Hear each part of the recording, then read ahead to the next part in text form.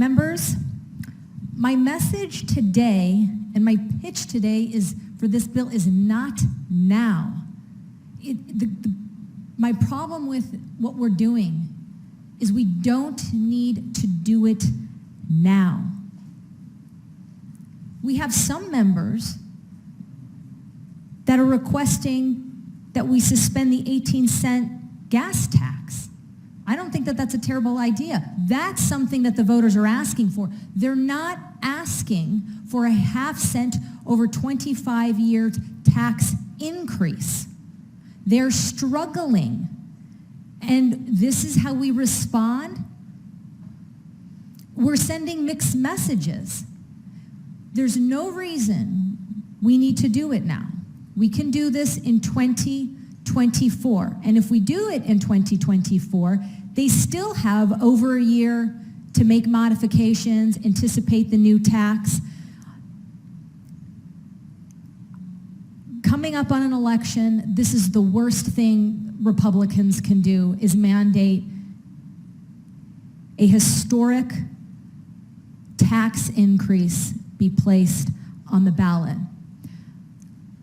I would encourage the governor to veto the largest tax increase in the history of this state.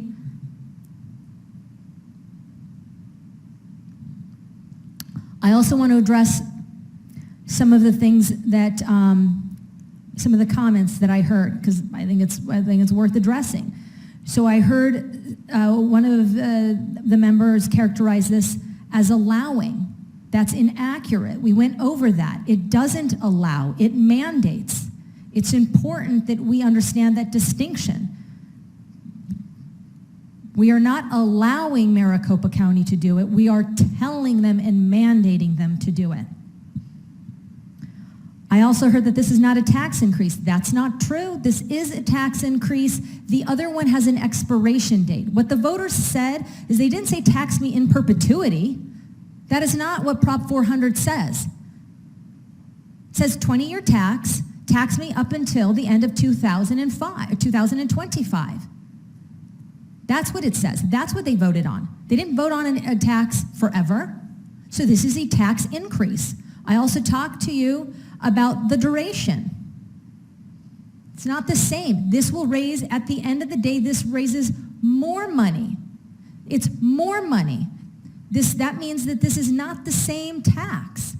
It's a totally different tax. You wouldn't need 25 pages if it was the same tax. They are changing so much and deleting so much. I feel that you'll all be sorry after voting for this. This is not what they say it is. I also heard, what are the alternatives? Well, here's one, and we have voted on it. Let's not spend money on the light rail. Let's take that money and use it to what I think I've been hearing consistently for those who support this, which is for freeways and highways and roads. But over 40% or just at 40% goes to public transit, buses, and light rail. I heard a proponent talk about how this is important for the transportations of goods. I would agree, transporting goods and transporting each other, ourselves, throughout the state conveniently, safely is important. This doesn't help goods get transported all over the state when half of the money goes to buses. Half of the money goes to buses and light rail in a time when a significant portion of the population is staying at home. I also heard that I heard someone say that those who oppose it are saying that this is about freedom in the private sector. I don't think that this is about freedom. I don't think that the private sector should be responsible for building public roads and should be responsible for infrastructure. What I think is that we should spend money wisely and prudently. And we don't need such an excessive tax when we have other revenue sources, when we have already accomplished quite a bit in terms of our transportation needs.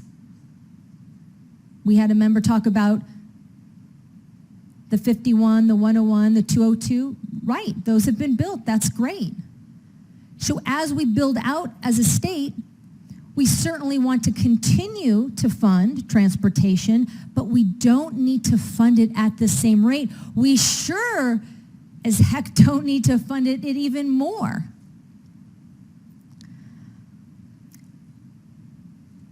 This is not what the voters are asking for. I would encourage members to vote no and address this in 2024 when we have a better idea about where the economy is, where inflation is, where our gas prices are.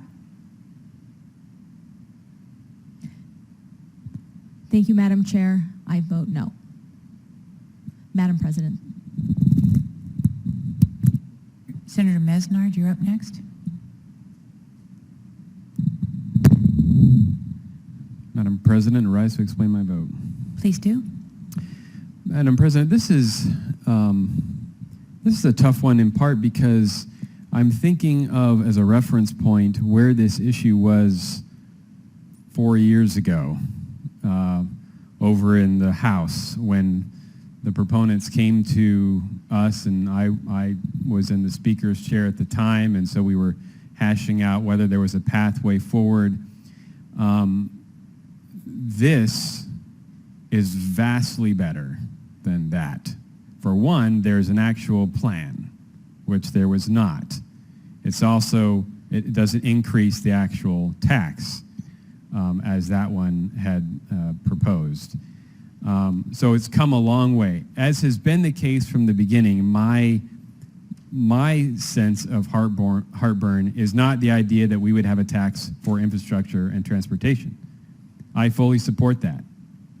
And I think when you look at our tax code and what we should be spending money on, transportation and infrastructure is at or near the top of that list of priorities. For me, it's been about a piece that's been in there, and the fight over this piece goes all the way back to the beginning.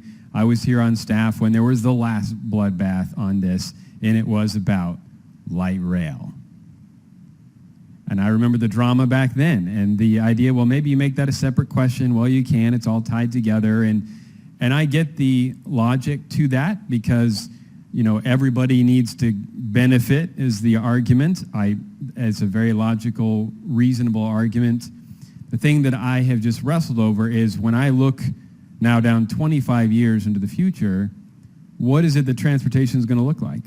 We have seen some really exciting things happening in the transportation world, especially in Arizona and especially in Chandler with regard to autonomous vehicles, et cetera. It's a really exciting world coming down the pike.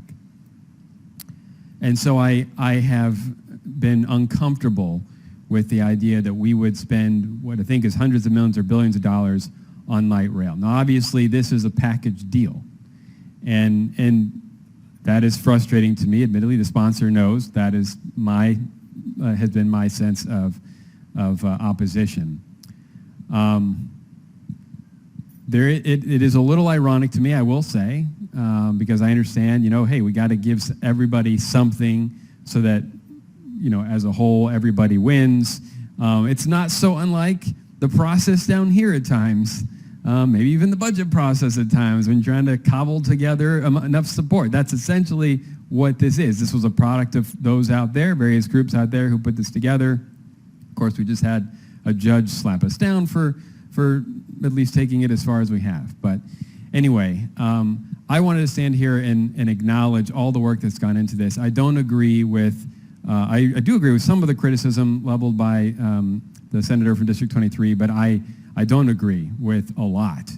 And I'm going to vote no, but I want it to be clear, it's not because I think this is a terrible bill. It's that at the end of the day, as far as it has come, light rail is just intolerable to me.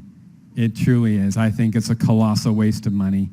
I get the interest out there and all that. It's what's going to tilt me in the no direction at the end of the day. But I am not disappointed at the idea that should this go to the voters and they pass it, we will have a great investment in our infrastructure. And I do applaud the senator from District 5 and all the work that he put into this. With that, Madam President, I do vote no. Thank you, sir. Senator Gowan, you're on the board now.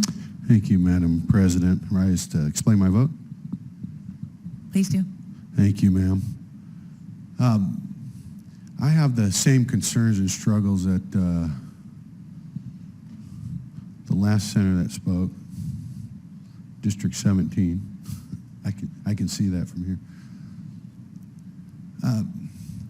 I do see the need and necessity of what we need for our infrastructure, the construction of freeways, new freeways, the dollars we need to put back into these freeways to make sure we fill potholes and cover the streets that we are due to cover.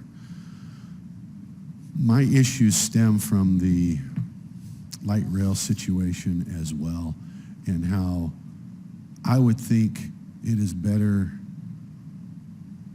fit for those dollars that we would get for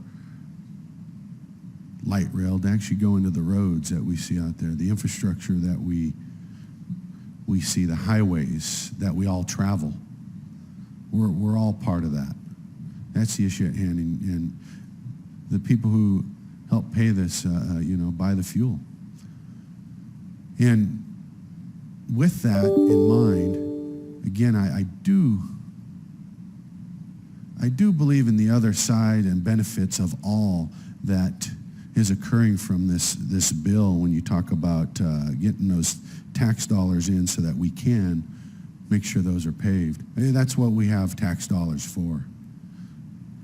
But as we look at this and we continue to fight over rail, if it's coming through us. We're the ones that are helping to decide this situation. And as such, I do believe, as no pun intended, but it's a bridge too far to go with the